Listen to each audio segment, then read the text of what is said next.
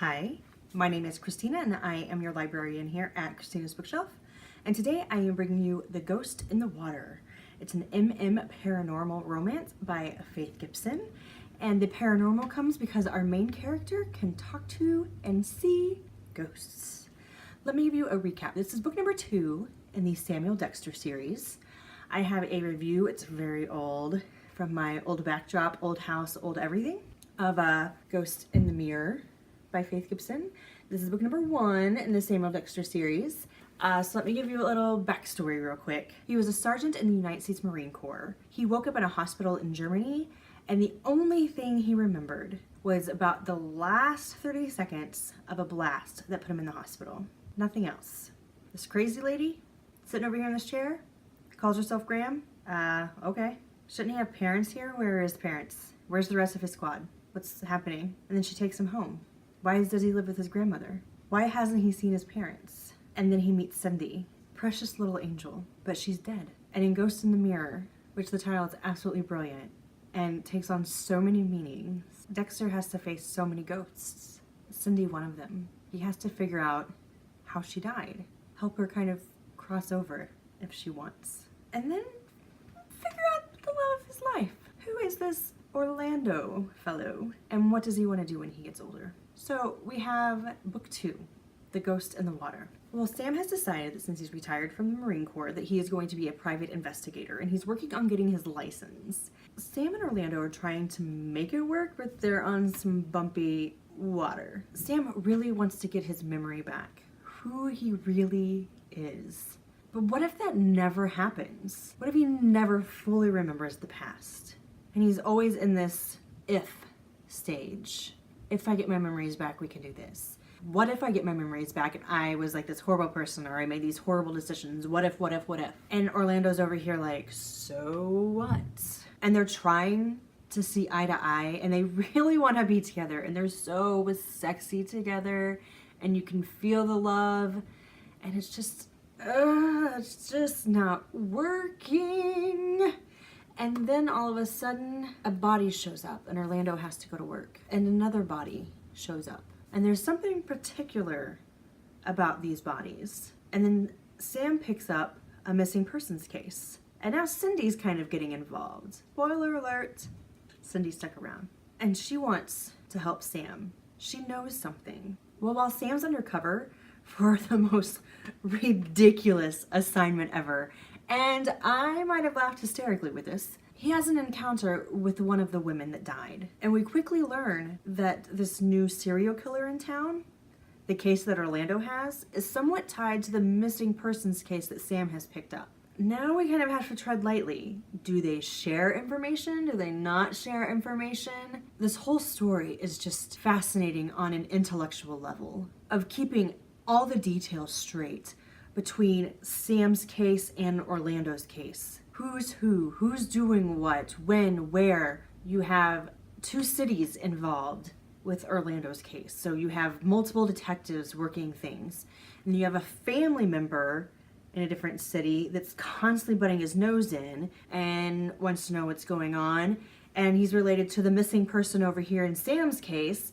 And so it's like we're constantly in motion and crossing and weaving and trying to lay out the map of clues was, I was constantly like, okay, I think I've got it. So this and this and this and this. And I just knew who it was. And when somebody like foreshadowed this one event, I laughed hysterically. I was like, yeah, you Biddy, you're so wrong. So don't take any foreshadowing as raging lunatics gone wild, because every bit is a wonderful piece of information. Some, yes, red herrings, obviously, because I knew, but all of it is valuable information, if that makes sense. Now, on a personal level with Sam and Orlando, which I have named Sam Lando. It's just me. Holy shit. We have sparks that fly. We have duds that fail.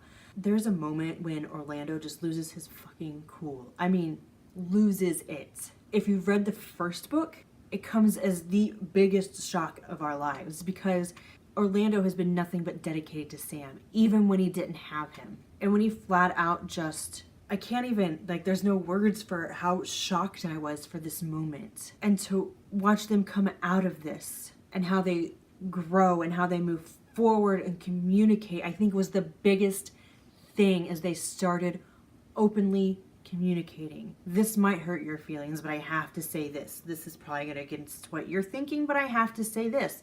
Versus let's tiptoe around each other and make each other happy. So there's a lot that happens in this book. And you have to pay attention to like everything if you want to piece together the puzzle of the mystery. I mean, there's like not a moment, even in the personal times, that is off limits for clues. Grand finale, big pause.